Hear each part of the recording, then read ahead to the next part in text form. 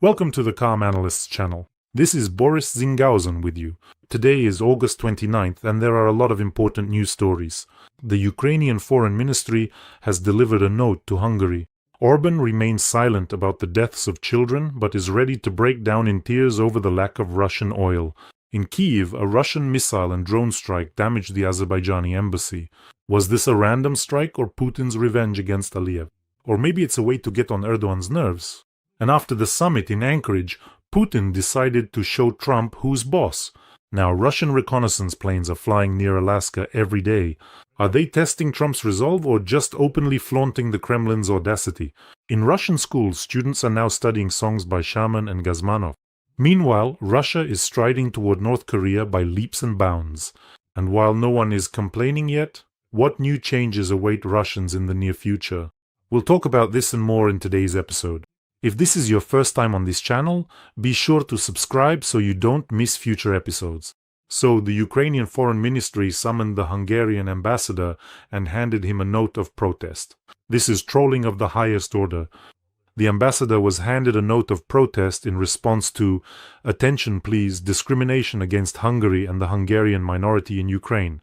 So, this is how our foreign ministry creatively responded to the fact that Robert Brovdi, call sign Magyar, was banned from entering Hungary. Let me remind you, he heads the drone systems forces in Ukraine and not long ago reported that the Druzhba oil pipeline had been severely damaged.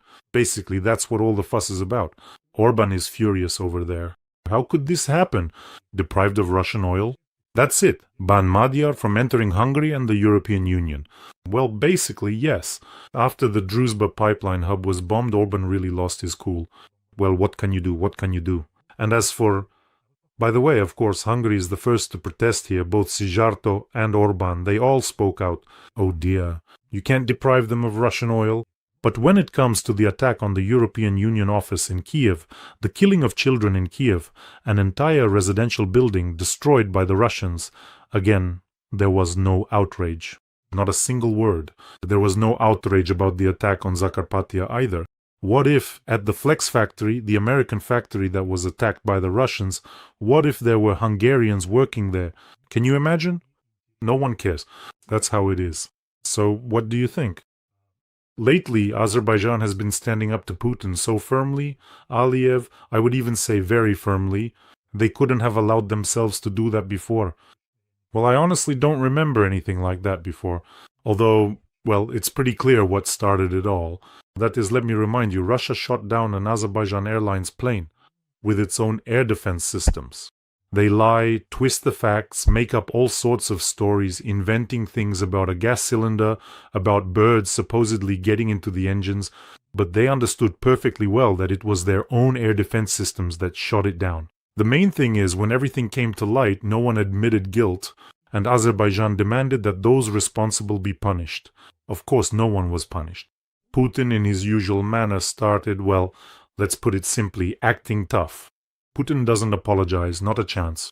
It's nothing serious. You'll get over the loss of your citizens. And then things just kept escalating and escalating. We all remember how it went. Representatives of the Azerbaijani diaspora were beaten to death by Russians, and Azerbaijan started to respond. They began to respond by shutting down the Russian house, expelling, well, I was going to say the devil, but really it's the same thing, Russian propagandists from Azerbaijan. So they started tightening the screws. After that, Putin, in his typical sneaky, cunning KGB-style manner, strikes at the property of the Azerbaijani company Sokar in Ukraine, targeting an oil depot. And in response, Aliyev says, well then, we'll just lift the embargo on supplying weapons to Ukraine altogether. And at this particular stage, after the truly massive and extensive shelling of Kyiv that occurred the night before last, it turns out that they actually struck not the embassy building itself, but rather right next to it, causing significant damage in the immediate vicinity. The windows were blown out and there were cracks running through the floors. In general, I think this was definitely done as a kind of warning, like, I can do it. So that's how it is. When one of the missiles exploded and I quote, serious damage was caused by the shockwave. Cracks appeared on the roof and on the walls as well, and so on and so forth.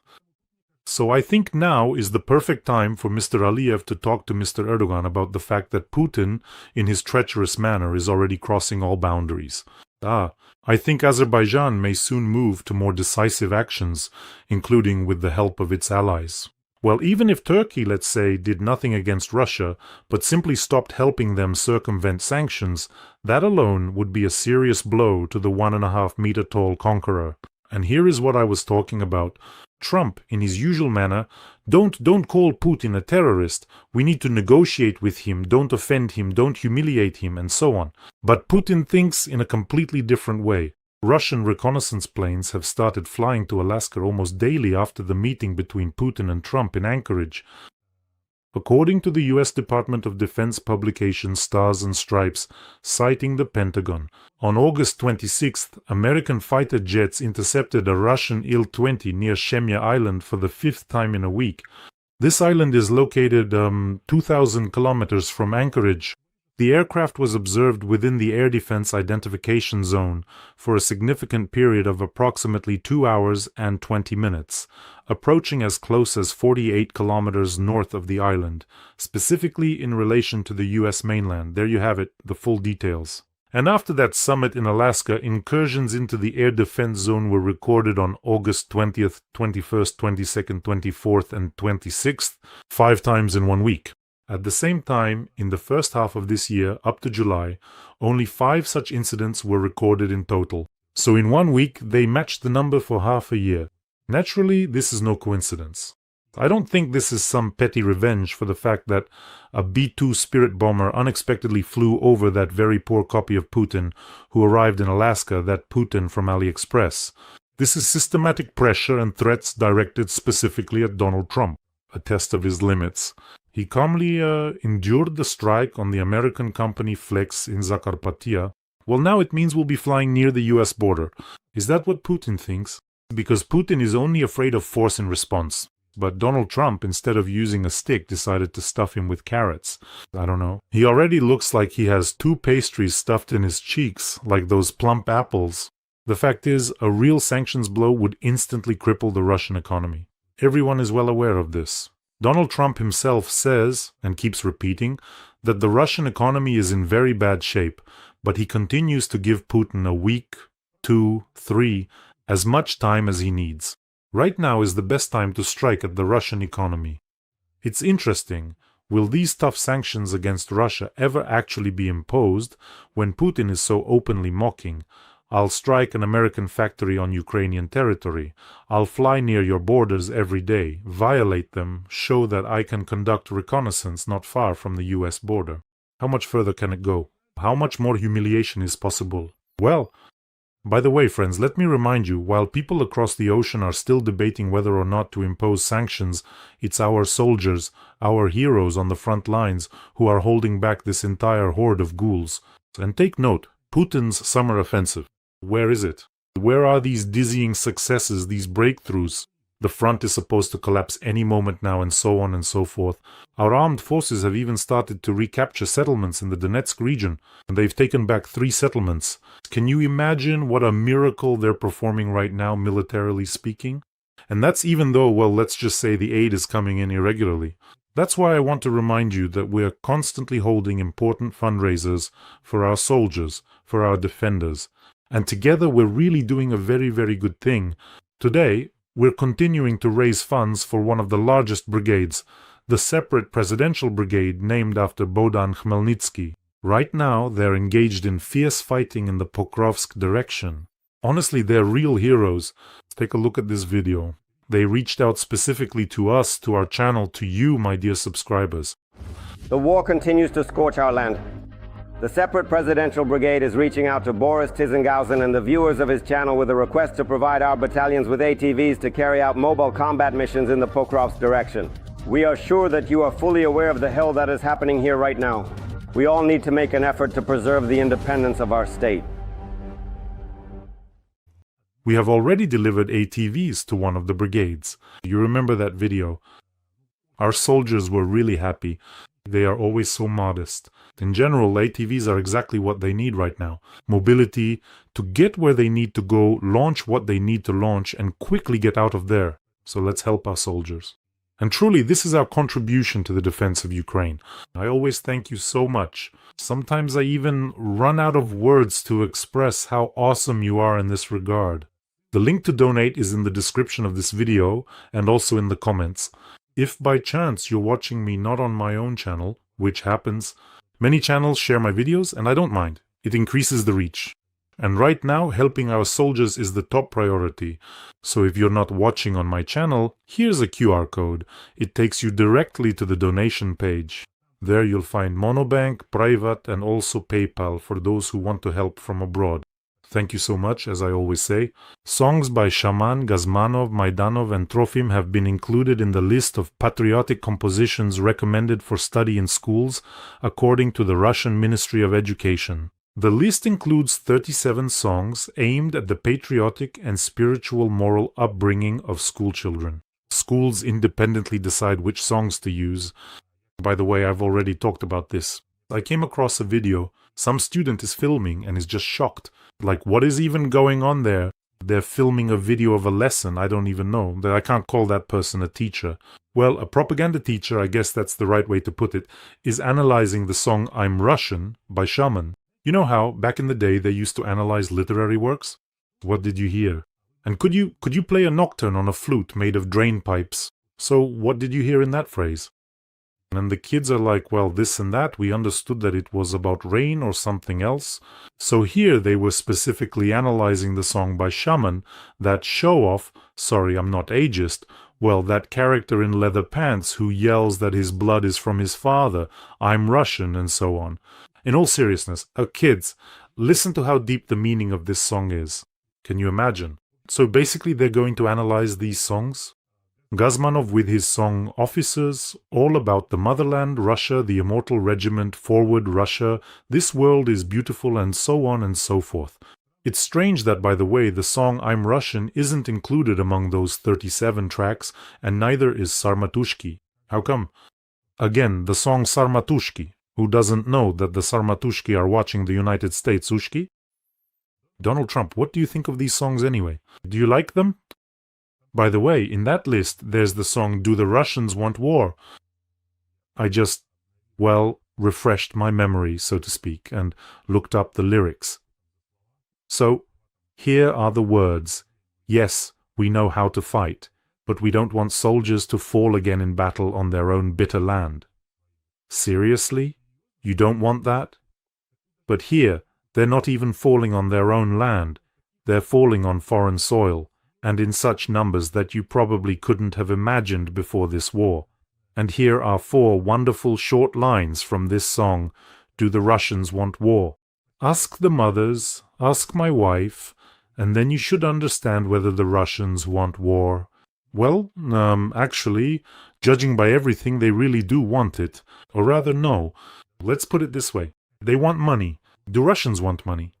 Every voice matters. Join our community, support independent journalism, and help us bring you the truth from Ukraine. Become a member of Ukraine Today. Join us now. Now that's true. Now that would be about war. But what's the meaning in the song? That they don't want to fight again? But how come you shout, we can do it again on every corner if you don't want to fight? And about ask the mothers, ask my wife? I recently showed you a video where a mother was sobbing because her son didn't want to go serve in the army. She called him a coward and said, you don't want to help us, you don't want to help me or your grandmother. You're a coward. For some reason you don't want to die and turn into a huge pile of cash. So do Russians want cash? And the day before yesterday I showed a video of a Russian guy returning from captivity.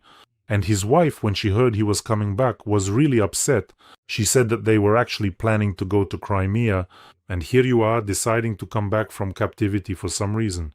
I'm completely serious when I say I believe they'll head off to Crimea and he'll show up in his prison uniform and stand by the door. Although maybe he won't make it in time because I think they'll send him straight to the assembly point. And I've repeatedly come across cases where Russian mothers don't want to talk to their sons who ended up in captivity because it's a disgrace. Because you see, on the one hand it's shameful, and on the other they've lost their money. If their son, brother, brother-in-law or husband dies over there, then they're all happy. The housing issue gets resolved. They get serious money by Russian standards, but here he ended up in captivity. No money, and he's still sitting somewhere in captivity. So regarding whether Russians want war, when they shout, "We can do it again," and mean World War II, it's interesting. What exactly would they repeat if, pardon the tautology, the situation actually repeated itself? But this time, they would be left without all the other republics, without Ukraine, which took the first and hardest blow, without Belarus, without all the other republics, and without allies and without Lend-Lease. So what exactly would they repeat then? What do you think? By the way, friends, don't forget to subscribe to this channel. It's important. It helps the channel grow. Not just this main one, but also the English language channel. So if you're watching on the main channel or the English language one, but not on mine, usually different channels that post this video will credit my official channels in the links, in the description, or in the first comment. Subscribe to the official channel and let's stay in touch. A meeting between Putin and Zelensky will not take place, stated German Chancellor Friedrich Merz. Did anyone really doubt it? Of course, the meeting between President Zelensky and President Putin, the one President Trump and President Putin discussed last week, will not happen. Right away, the indices started to drop, including the Moscow exchange. I don't think anyone actually expected that Putin would meet with Volodymyr Zelensky. He's afraid. He's just afraid, even on a physical level. By the way, we once discussed what if Zelensky actually jumped at the Botox jellyfish and grabbed him by the throat with his hands. Of course, he'd slip away, you know. This Kremlin slug would just slip away. But still, I think he's afraid on a physical level. I thought it would go like this. In Alaska, of course, Putin's replicant will lie to Trump about a possible meeting. And Lavrov and Peskov will keep repeating the mantra. Of course, a meeting is possible, but certain conditions must be met. They keep repeating this. So first they'll lie to Trump about this meeting, and then they'll claim, "What are you talking about? You misunderstood us completely." Who? Maybe Witkoff misheard something again? If tomorrow Trump says, "That's it, in 10 days I heard from Putin he doesn't want to meet." In 10 days I'll impose sanctions. Lavrov and Peskov will show up again and say that a meeting is possible. We're ready to meet somewhere in Turkey, we don't mind. We've never refused after all. But certain conditions need to be met beforehand. What conditions? We won't tell you because we need to keep lying about this meeting. It's just amazing. Donald Trump, who has published books on negotiations, how to conduct them properly, how to achieve results, falls for the most banal, straightforward and unsophisticated lies from the Russians. You know, being deceived by the Russians so many times really raises some suspicion. Or maybe it's like in Pushkin. But pretend. That look can express everything so wonderfully. It's not hard to deceive me. I am glad to be deceived myself. Or maybe it's from that same story, or rather that poem. Trump believes that Russia and Ukraine are not ready to resolve the conflict, White House Press Secretary Caroline Leavitt immediately stated. Both sides of this war are not ready to end it. The president wants it to end. The leaders of these two countries need it to end and want it to end. They must want it to end. Ha ha ha. Yeah, both sides. Look, first of all, to end this war, the one who started it has to want to end it. Well, at the very least, Putin could say, "That's it, I'm ending it. We didn't start this war. They're on our territory. They're launching missiles and drones at us. They're trying to capture something here." Well, Ukraine could also end the war. There are two options: to completely surrender, capitulate, let them take over all of Ukraine, just as Putin wanted. But in that case, it's like they're Ukraine, as they say. And there's another option, how Ukraine could win the war. An option that worked quite effectively in World War II. Drive the evil forces back to their own territory, force that bald, deranged lunatic in the bunker to shoot himself, and then Russia will spend many, many decades paying extensive reparations. That's certainly one option, but we're not actively considering it right now, because our partners are geographically situated in precisely the same locations as before. But the politicians, let me put it gently, very gently, are different politicians. So what about the sanctions after these statements that Putin won't meet with Zelensky at all? What's going on with the sanctions? Or will it be Zelensky's fault again? Or rather, it'll be both Zelensky and Putin who are to blame. Both of them, just like Caroline Leavitt says, both don't want to end the war. and just forget about the sanctions for a bit and everything I've said. And what exactly did I say? Next question. Or maybe, once again, we need to give Putin 2 or 3 weeks so they can fight a little more. And let me remind you, according to Donald Trump, 7,000 people die every week. That means 1,000 people die every day. Those are the numbers Donald Trump mentioned. 1,000 people every day. While Donald Trump is happy to be deceived, Russia is rapidly rushing back to its happy Soviet past. Happy, of course, in quotation marks, though for some people, not so much. Now, mobile internet speeds are being throttled not just in the Vologda region, but in various other regions as well.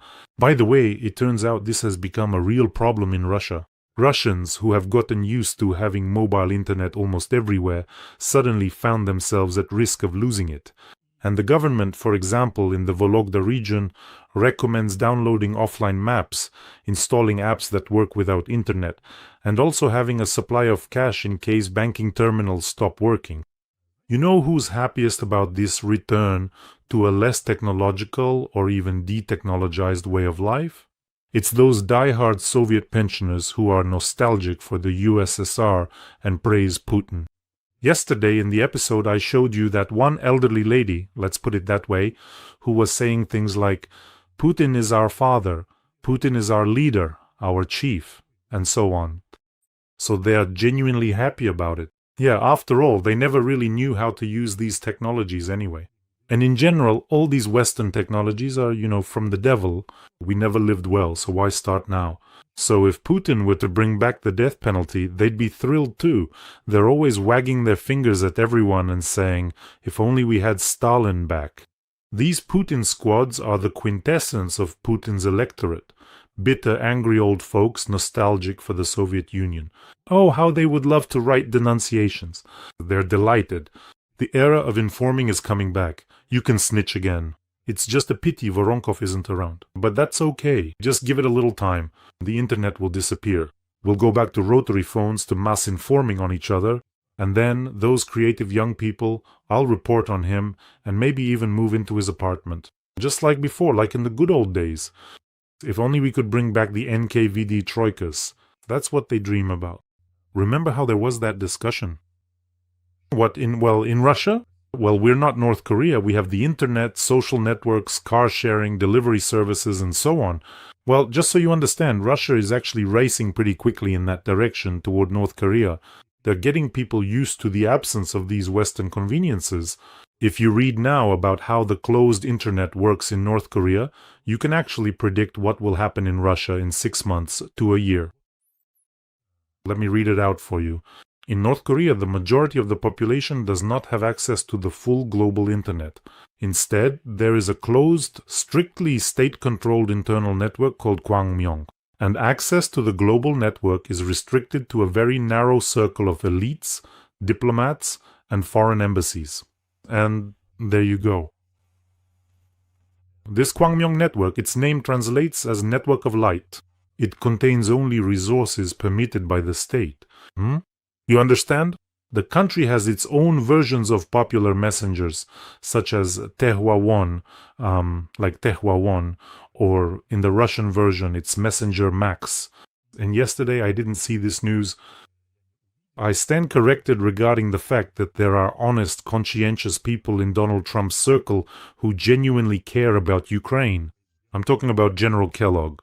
General Keith Kellogg has said this repeatedly, and about his daughter.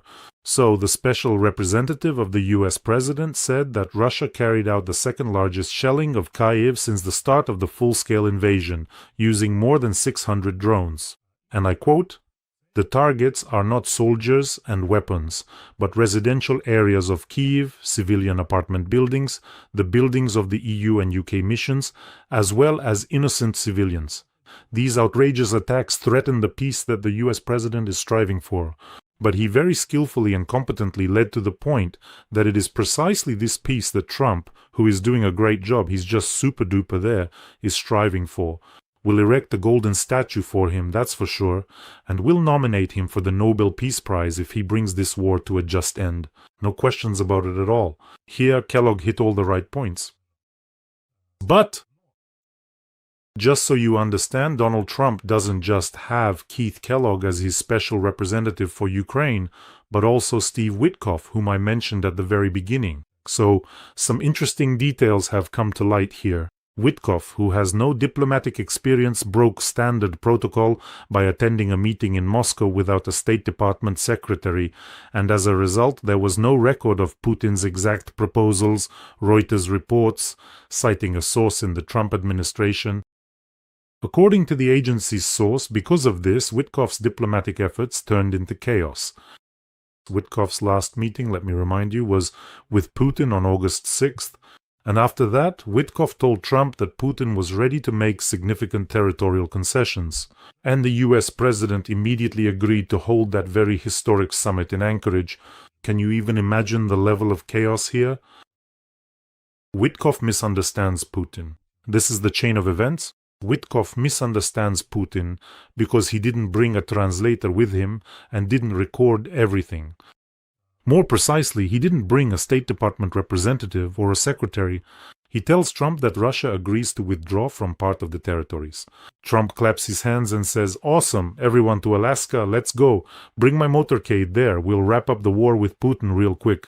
A poorly made Putin replicant arrives in Alaska and says that this wasn't discussed at all. But what about all those insane expenses for the summit? The bomber flights transporting the motorcade to Alaska and the hundreds of Secret Service agents.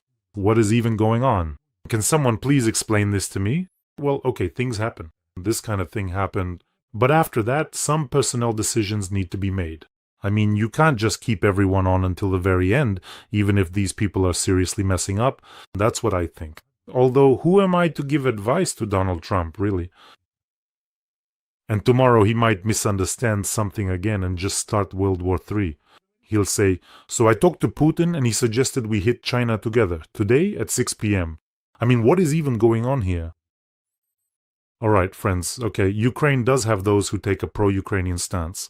Ukraine really does have many friends, and to all of them we always say thank you for their help and support of Ukraine. And you, friends, take care of yourselves, take care of your loved ones, subscribe to this channel, and let's support our soldiers. I'm really asking you to contribute to this fundraiser, wishing us all a peaceful day, and of course, glory to Ukraine!